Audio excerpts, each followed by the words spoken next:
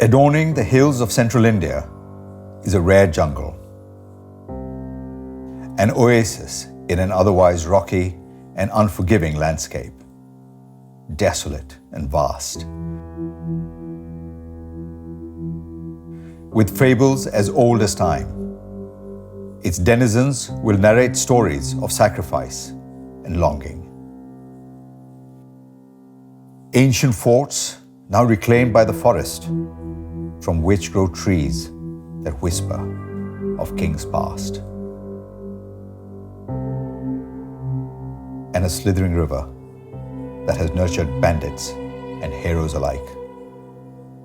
This is the story of Kuno, the pride of the Vindhyas.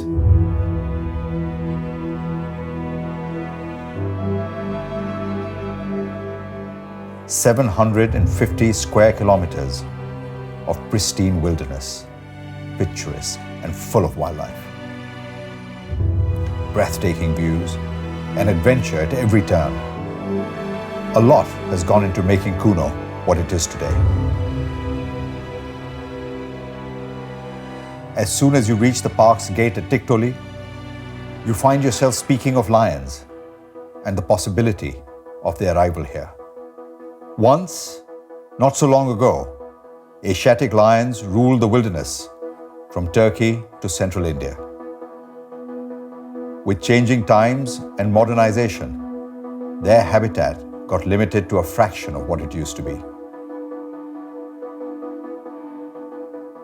A few isolated pockets have recorded their presence in erstwhile Gwalior state as recently as the 1850s.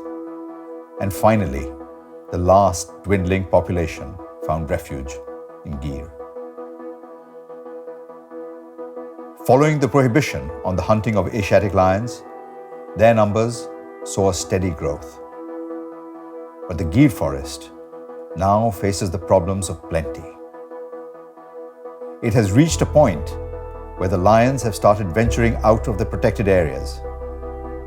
And yet, the biggest threats to the lions are the lions themselves. Because you see, the current population of Asiatic lions all come from the same family, exposing the species to all the risks related to genetic depression. For their long-term survival, conservationists realized they needed another home for the lions. Geographically isolated from Gir, which protects them from other dangers like possible viral outbreaks.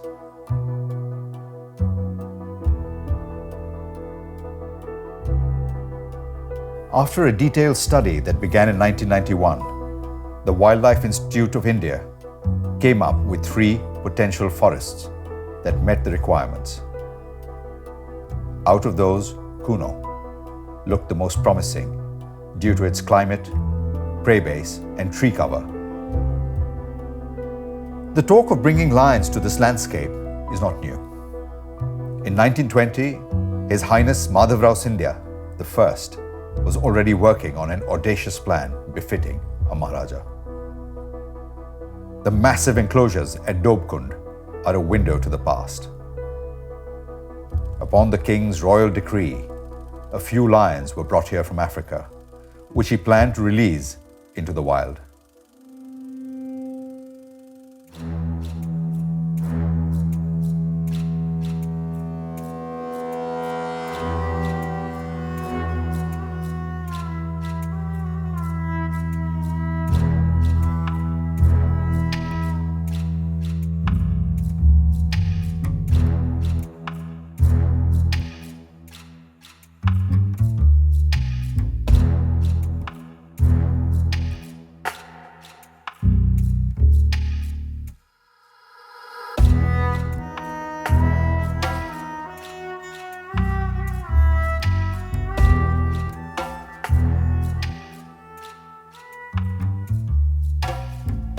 Though his dream of seeing lions once again prosper in this landscape didn't come to fruition as he had envisioned, his efforts were bold and trailblazing, to say the least.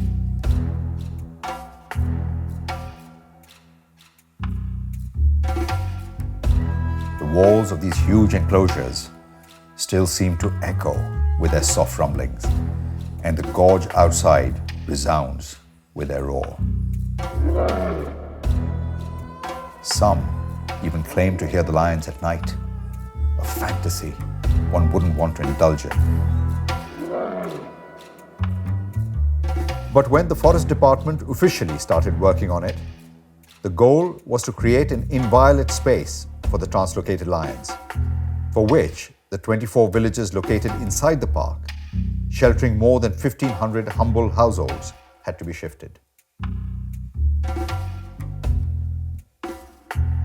Their routine activities would disturb the cats, and likewise, a pride of lions lurking in the backyard would be a threat to the people and the safety of their cattle. An ambitious plan was laid out to execute the Herculean task of relocation of the villages. The offer to move from their native land was well received by the Saharias, a simple tribal group, and other communities living inside the forest. Although their land was fertile, living in these remote settlements inside a forest had numerous challenges. On the one hand, the river offered irrigation for farming. But on the other hand, the fractured landscape gave shelter to dacoits.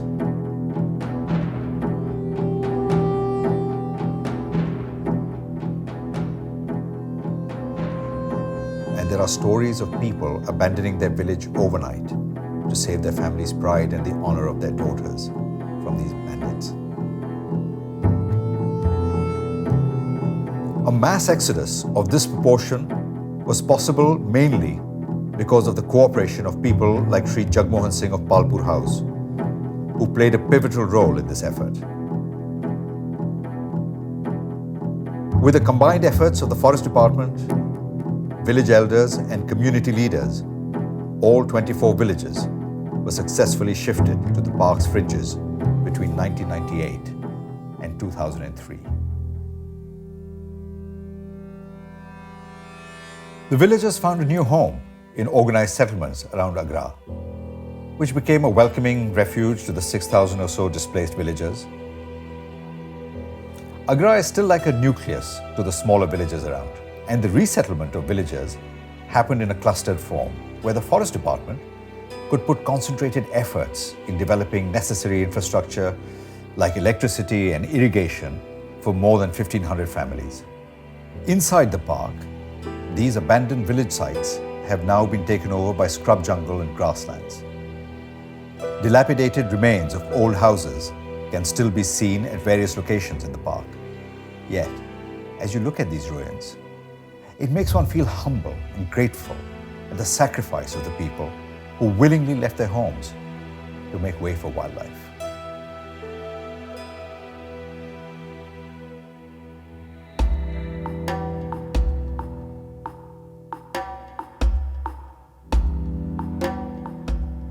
Also left behind are these magnificent fortresses. Keeping 500 years of secrets within its walls, Palpur Gadi, located on the banks of Kuno River, once served as sanctuary to Chandravanshi Raja Bal Bahadur Singh, who assumed the throne in the late 17th century.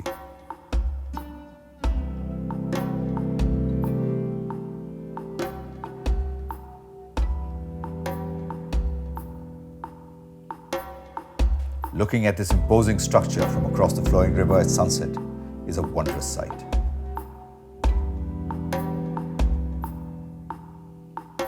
Amet Fort, now almost completely engulfed in shrubs, was also a part of their kingdom.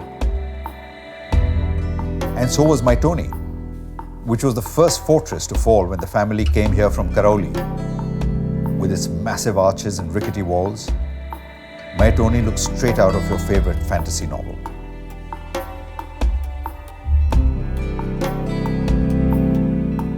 The folklore and tradition of this region is still protected at the ancient shrines of Dhuret Baba and Ran Singh Baba.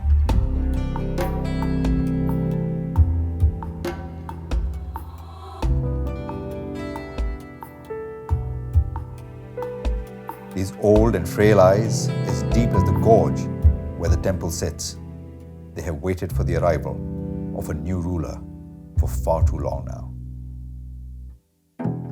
Back in the day, when bandits would frequently loot these humble households, villagers came up with the morcha system to keep an eye out on approaching dacoits. Morcha would essentially be a watchtower situated at major junctions between villages that overlook the settlements day and night.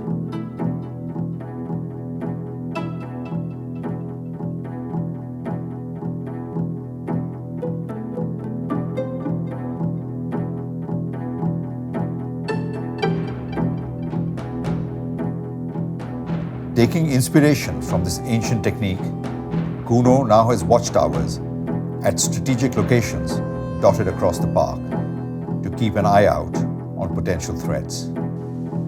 Standing as tall as a 5-story building on the edge of a cliff, they are definitely not for the faint-hearted.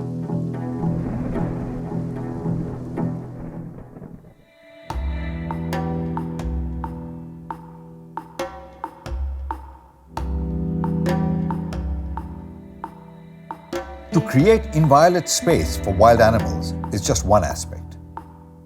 In order to make them feel at home, they must be provided with food and water. Durendi is one such nursery where palatable grass is grown and nurtured, to be later made available to Kuno's herbivores. The river Kuno is the lifeline and the main source of water in the forest. Most other streams do not retain water in the summer. Upper reaches on both sides of the Kuno River suffer from water scarcity during the summer. At Kairkho, water from a natural spring, which could not be taken into any productive use, is now carried to various water holes with the help of a pipeline, using only gravity, to fill up several sources and ponds, clearly benefiting prey density.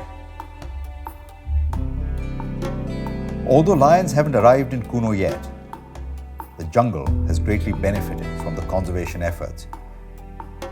Sitting between the Aravalis and Madhav National Park, Kuno also serves as a very important corridor for movement of wild animals. Its proximity to Rajasthan's Ranthambore and Mukundara is beneficial to wildlife across political borders.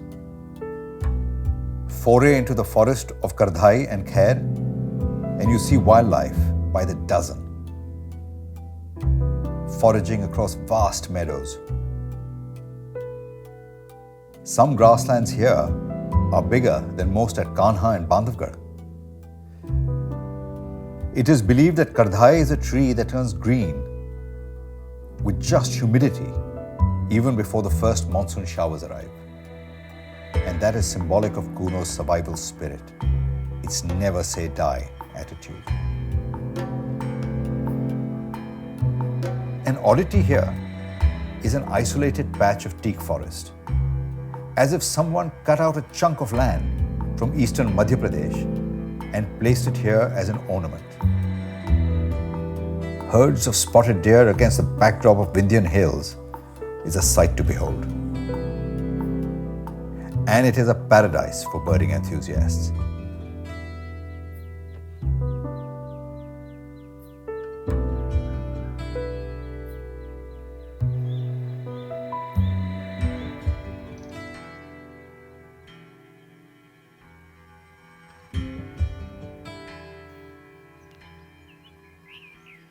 I am yet to see drongos as friendly as those in Kuno.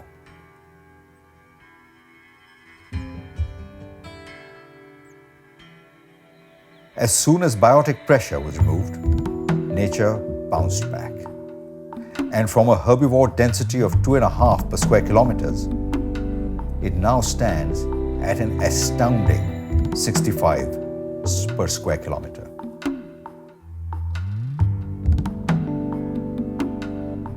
The original sanctuary of nearly 350 square kilometers was in the shape of a leaf, with the Kuno River as its spine, irrigating the forest from inside outwards.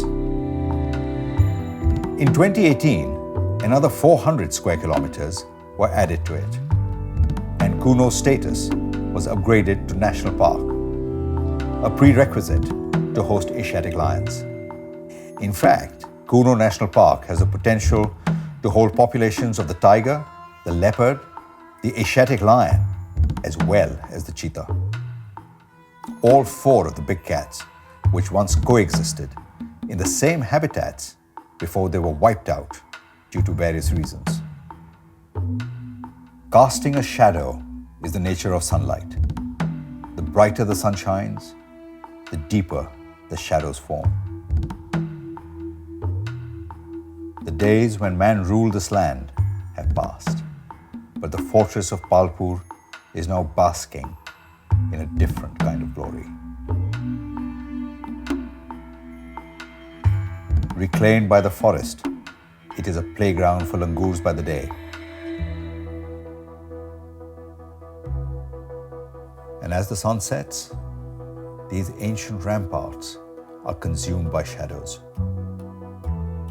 And a dark creature with royal rosettes assumes the throne. But he is only a prince, a caretaker. The fort, the forest, and all its denizens still await the arrival of its rightful monarch.